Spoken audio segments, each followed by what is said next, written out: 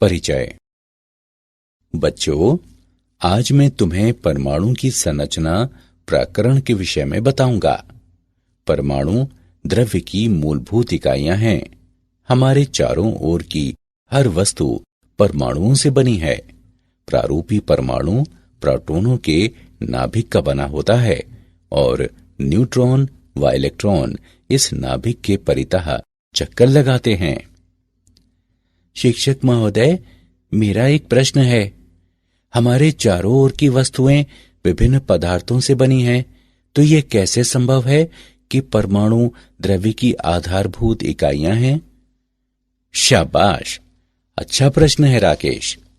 जैसा कि तुम जानते हो कि सभी वस्तुएं विभिन्न सामग्रियों जैसे कि प्लास्टिक, रबर, लोहे इत्यादि से बनी होती हैं। इनमें अणुओं के विन्यास तथा प्रकार अलग अलग तरह के होते हैं तथा अणु या दो से अधिक परमाणुओं का समूह होता है। तो इस तरह से परमाणु ही मूलभूत इकाई हैं। छात्रों, आइए परमाणुओं के बारे में और अधिक चर्चा करें।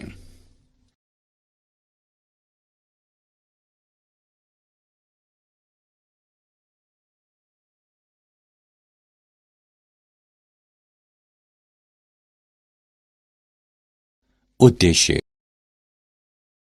इस पाठ के अंत में आप निम्न करने में सक्षम हो जाएंगे। परमाणु के थॉमसन मॉडल को जानना, अल्फा कणों के प्रकीर्णन के प्रयोग का वर्णन करना, अल्फा कणों के प्रकीर्णन के प्रयोग को समझना, रदरफोर्ड के परमाणु मॉडल का वर्णन करना, इलेक्ट्रॉन की कक्षा को परिभाषित करना, परमाणुवीय स्पेक्ट्रम का विश्लेषण करना, हाइड्रोजन परमाणु के बोर मॉडल की विवेचना करना, हाइड्रोजन परमाणु के ऊर्जा स्तरों के बारे में जानना, हाइड्रोजन परमाणु के लाइन स्पेक्ट्रम का विश्लेषण करना, बोर के द्वितीय अभिगृहित का दे ब्रॉगली के स्पष्टीकरण के बारे में जानना।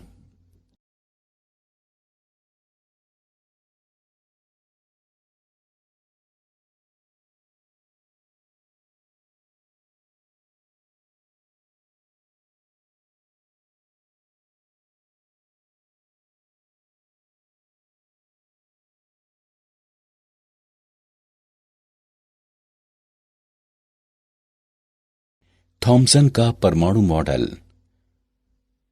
सन 1898 में जे थॉमसन ने परमाणु का एक मॉडल प्रस्तावित किया, जिसे प्लम पुडिंग मॉडल भी कहा जाता है।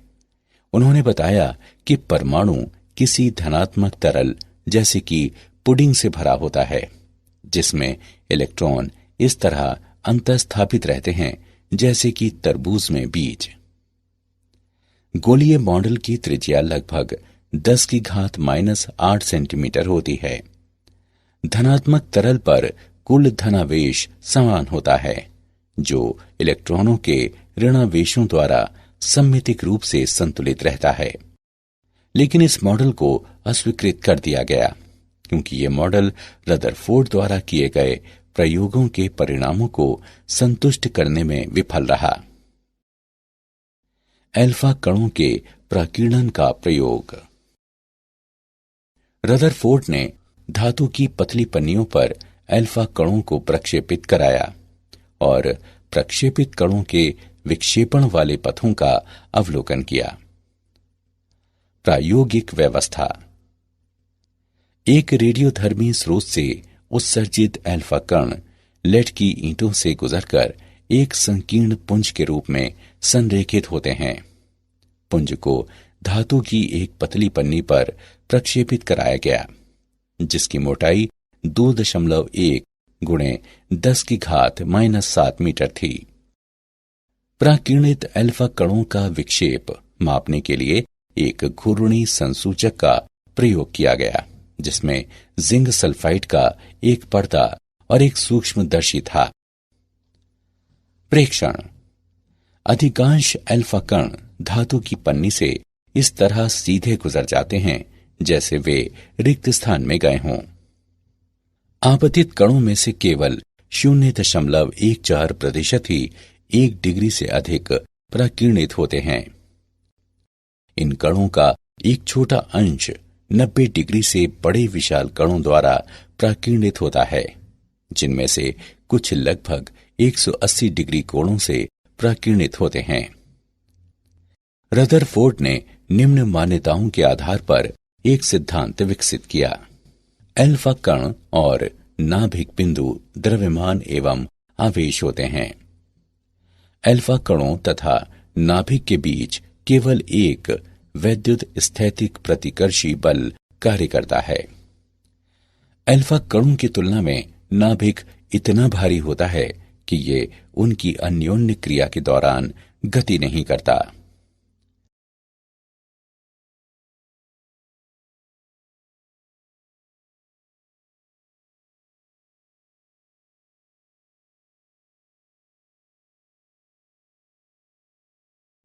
अल्फा कणों का प्रक्षेप पथ। चूंकि वैद्युत स्थैतिक बल 1/r वर्ग विचलित होता है, अल्फा कणों का प्रक्षेप पथ अति परवलयी होता है, जहां r अल्फा कण और नाभिक के बीच तात्क्षणिक पृथक्कन है। नाभिक तथा अल्फा कण की गति की आरंभिक रेखा के बीच की अभिलंबवत दूरी संघट्ट प्राचल कहलाती है। रदरफोर्ड ने थीटा प्रकीर्णन कोण से पर्दे पर पहुंचने वाले अल्फा कणों की संख्या n थीटा प्रति इकाई क्षेत्रफल परिकलित किया और पाया कि n थीटा साइन थीटा बटे 2 की घात 4 के व्युत्क्रमानुपाती होता है। कण तथा नाभिक के बीच की निकटतम दूरी से नाभिक का आकार लगभग 10 की घात -14 मीटर से लेकर 10 की घात -15 मीटर तक होने का पता चलता है। परमाणु से संबंधित कोई इलेक्ट्रॉन नाभिक के बाहर आपेक्षिक बड़े आयतन वाले माने गए। परमाणु में बड़ा खाली स्थान होने के कारण अधिकांश अल्फा कण पतली पन्नी से बिना विक्षेपित हुए निकल गए। रदरफोर्ड का परमाणु मॉडल। रदरफोर्ड के प्रकीर्णन के प्रयोग ने नाभिकीय परमाणु मॉडल को जन्म दिया। इसकी मुख्य विशेषताएं निम्न हैं। परमाणु में धनावेशित तथा भारी क्रोड होती है, जो नाभिक कहलाता है। परमाणु के आकार की तुलना में नाभिक बहुत ही कम स्थान घेरता है। नाभिक कई इलेक्ट्रॉनों से घिरा रहता है, जिससे परमाणु विद्युतिक रूप से उदासीन हो जाता है। इलेक्ट्रॉनों को नाभिक की ओर विद्युत बल आकर्षित करता है, जिसके विरुद्ध अपने स्थानों पर बने रहने के लिए वे नाभिक के परितः कक्षाओं में चक्कर लगाते हैं।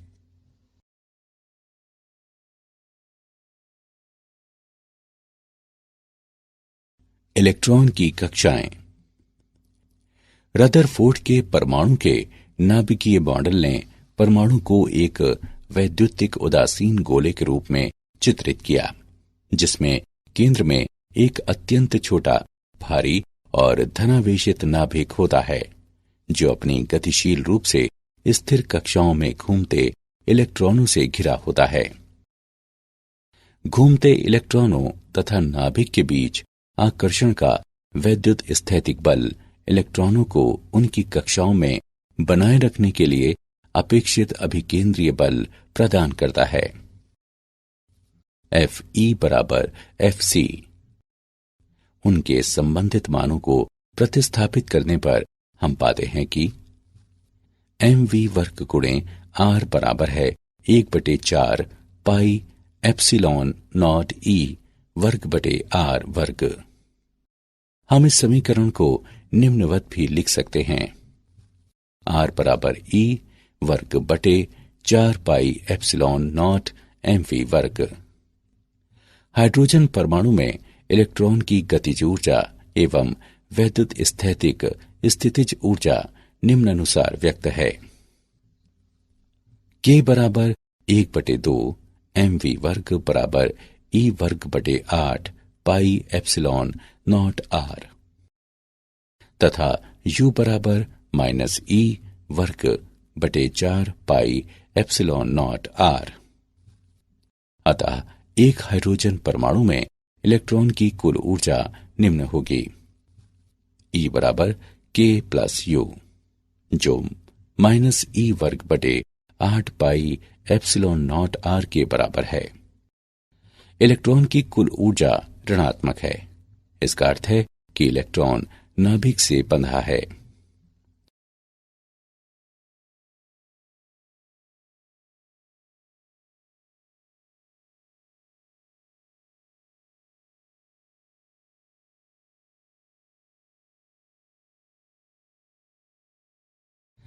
परमाणुवीय स्पेक्ट्रम।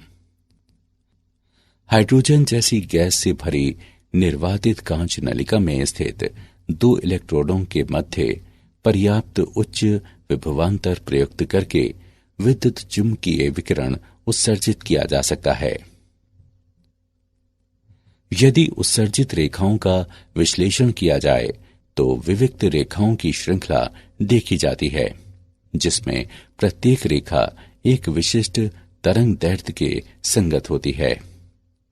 काली पृष्ठभूमि में चमकीली रेखाओं की ऐसी श्रृंखला उत्सर्जन रैखिक स्पेक्ट्रम कहलाती है।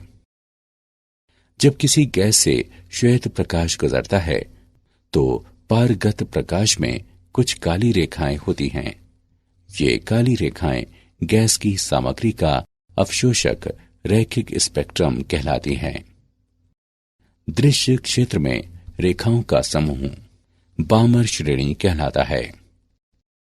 ये रेखाएं निम्न समीकरण द्वारा वर्णित की जा सकती हैं: 1/लैम्डा बराबर r 1/2 वर्ग माइनस 1/n वर्ग। यहां n के मान 3, 4, 5 व इसी प्रकार अन्य हो सकते हैं तथा r रिडबर्ग नियतांक है, जिसका मान 1.097332 गुणे 10⁻7 प्रति मीटर होता है।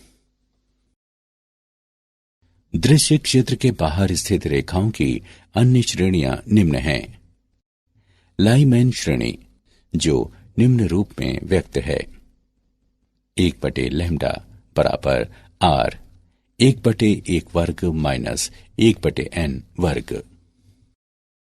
यहां n के मान 2, 3, 4, 5 व इसी प्रकार अन्य हो सकते हैं। पाशन श्रेणी, जो निम्न रूप में व्यक्त है: 1/लैम्डा बराबर r 1/3 वर्ग माइनस 1/n वर्ग। यहां n के मान 4, 5, 6, 7 व इसी प्रकार अन्य हो सकते हैं। ब्रैकेट श्रेणी, जो निम्न रूप में व्यक्त है: 1/लैम्डा बराबर r 1/4 वर्ग माइनस 1/n वर्ग। यहां n के मान 5, 6, 7, 8 व इसी प्रकार अन्य हो सकते हैं। फंड श्रेणी, जो निम्न रूप में व्यक्त है: 1/लैम्डा बराबर r 1/5 वर्ग माइनस 1/n वर्ग। यहां n के मान 6, 7, 8, 9 व इसी प्रकार अन्य हो सकते हैं।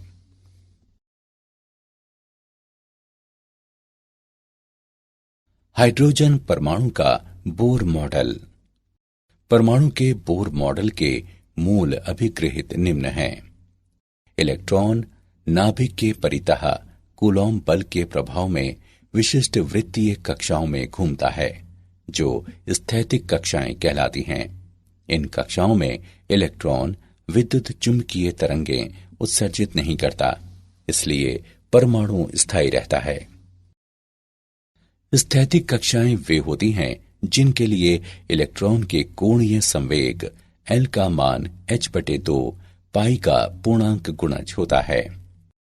L बराबर NH/2 पाई, जहां N कक्षा की क्वांटम संख्या के रूप में ज्ञात है तथा h प्लांक का नियतांक है। यदि इलेक्ट्रॉन एक स्थैतिक कक्षा से दूसरी स्थैतिक कक्षा में जाते हैं तो ये न्यू आवृत्ति का एक फोटॉन उत्सर्जित करता है जो EI माइनस EF बटे h द्वारा व्यक्त है।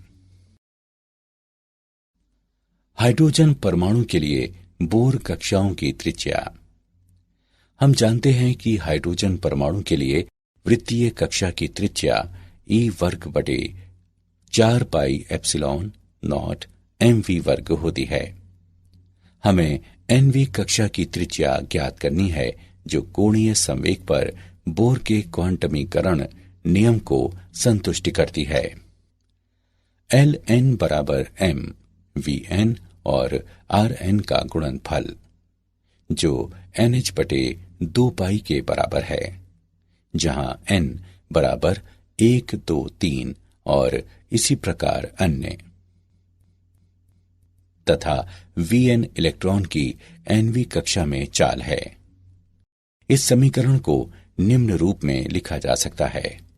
Vn बराबर NH बटे 2 पाई m Rn। उपरोक्त दोनों समीकरणों की तुलना करने पर हम वेग तथा nv कक्षा की त्रिज्या का व्यंजक प्राप्त करते हैं। Vn बराबर 1 बटे n गुणे E वर्ग बटे 2 एप्सिलॉन नॉट h तथा Rn बराबर n वर्ग गुणे h वर्ग एप्सिलॉन नॉट बटे पाई me वर्ग बराबर n वर्ग a नॉट, जहां a नॉट बराबर 0.529 एंगस्ट्रॉम।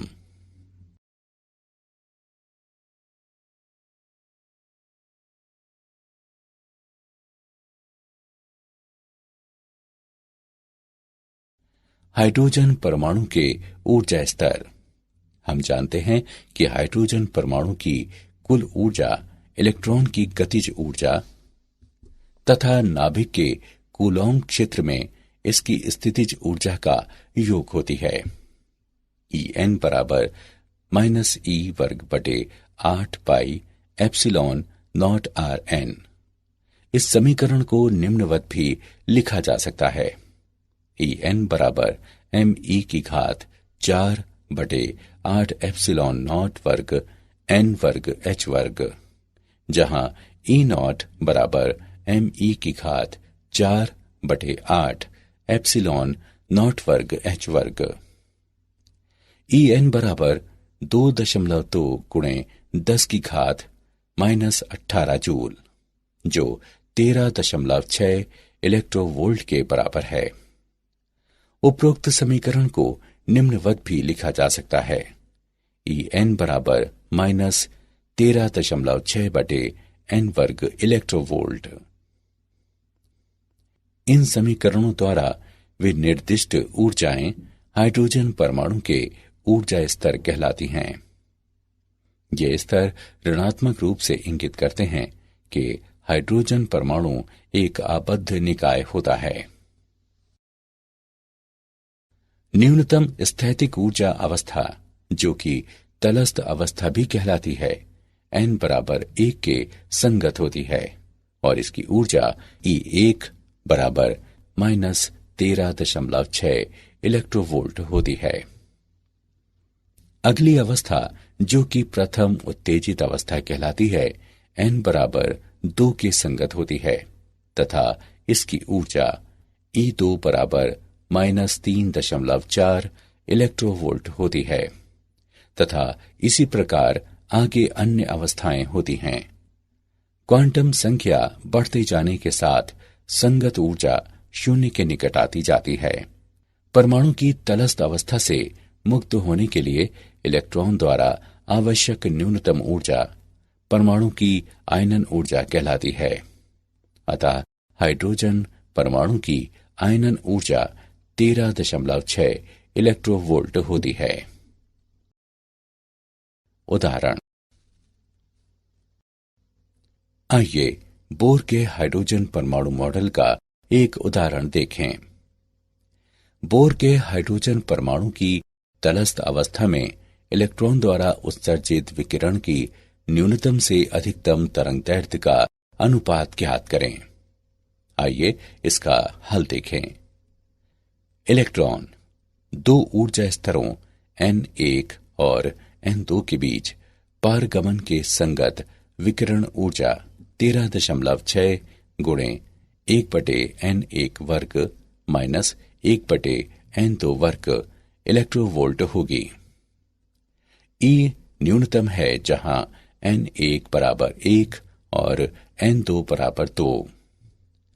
E न्यूनतम बराबर है 13.6 गुणे 3/4 इलेक्ट्रोवोल्ट।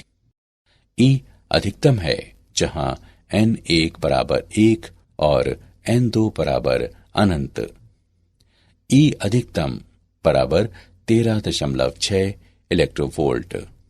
अब E न्यूनतम एवं E अधिकतम का अनुपात लेने पर हम पाते हैं कि E न्यूनतम बटे E अधिकतम बराबर 3/4 या लैम्डा न्यूनतम बटे लैम्डा अधिकतम बराबर 3/4। अतः बोर के हाइड्रोजन परमाणु की तलस्थ अवस्था में इलेक्ट्रॉन द्वारा उत्सर्जित विकिरण की न्यूनतम से अधिकतम तरंगदैर्ध्य का अनुपात 3:4 होगा।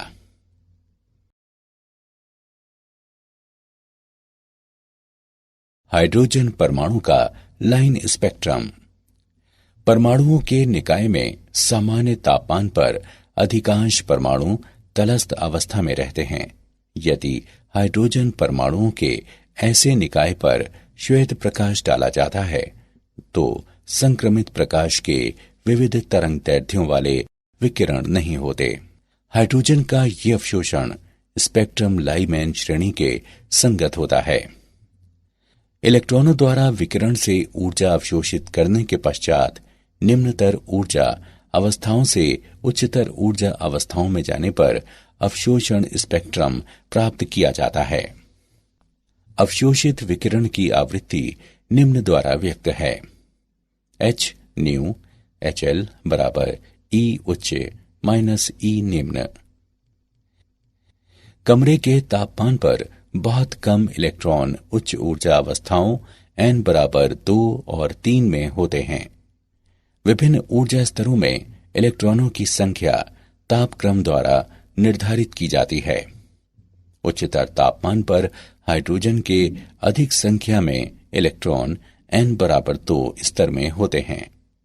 अवशोषण रेखाओं का तरंगदैर्ध्य उत्सर्जन रेखाओं के समान होता है।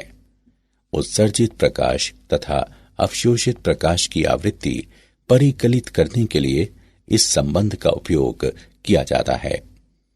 E2 माइनस E1 बराबर h न्यू 12 जो Hc बटे लैम्डा 12 के बराबर है। बोर के क्वांटमीकरण के द्वितीय अभिग्रहित का दे ब्रॉगली द्वारा स्पष्टीकरण। दे ब्रॉगली ने कक्षा में घूमते इलेक्ट्रॉन के कोणीय संवेग पर क्वांटमीकरण प्रतिबंध की व्याख्या प्रस्तुत की।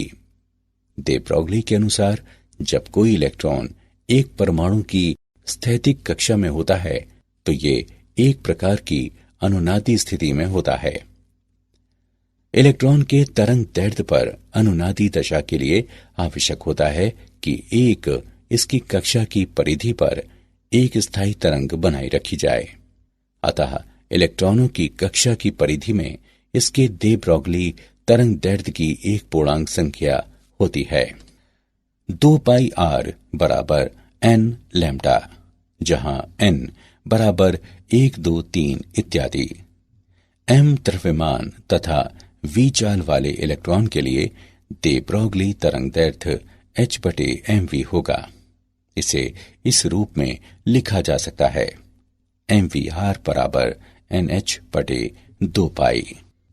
ये बोर का कोणीय संवेग क्वांटमीकरण प्रतिबंध है। क्या आप जानते हैं ब्रह्मांड में परमाणुओं की संख्या लिखने के लिए 10 से 80 शून्य लगाने होंगे। कुछ निश्चित दशाओं में परमाणुओं को 200 प्रकार के अल्पजीवी अवपरमाणविक कणों में विभक्त किया जा सकता है। नाभिक के कण विविध अन्य अति सूक्ष्म कणों से बने होते हैं जो क्वार्क कहलाते हैं। 1890 के दशक में वैज्ञानिकों का विचार था कि परमाणु बिलियर्ड की गेंदों की तरह ठोस होते हैं और पूर्णतः अविखंडनीय होते हैं। इलेक्ट्रॉन प्रोटॉनों से 1836 गुने छोटे होते हैं, इसलिए इनका भार लगभग नगण्य होता है। सारांश। आइए हमने जो कुछ सीखा है उसे संक्षेप में दोहराएं। कण तथा नाभिक के बीच की निकटतम दूरी से नाभिक का आकार लगभग 10⁻⁻14 मीटर से लेकर 10⁻⁻15 मीटर तक होने का पता चलता है। परमाणु में धनावेशित तथा भारी क्रोड होती है जो नाभिक कहलाता है। परमाणु के आकार की तुलना में नाभिक बहुत ही कम स्थान घेरता है। नाभिक कई इलेक्ट्रॉनों से घिरा रहता है, जिससे परमाणु वैद्युतिक रूप से उदासीन हो जाता है। इलेक्ट्रॉनों को नाभिक की ओर विद्युत बल आकर्षित करता है, जिसके विरुद्ध अपने स्थानों पर बने रहने के लिए वे नाभिक के परितः कक्षाओं में चक्कर लगाते हैं।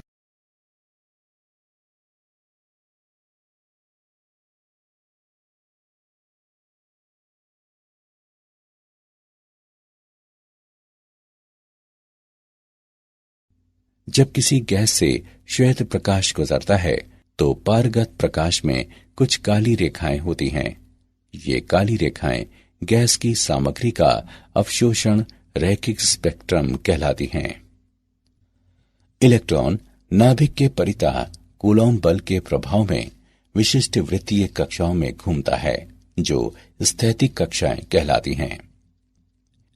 परमाणु की तलस्थ अवस्था से मुक्त होने के लिए इलेक्ट्रॉन द्वारा आवश्यक न्यूनतम ऊर्जा परमाणु की आयनन ऊर्जा कहलाती है।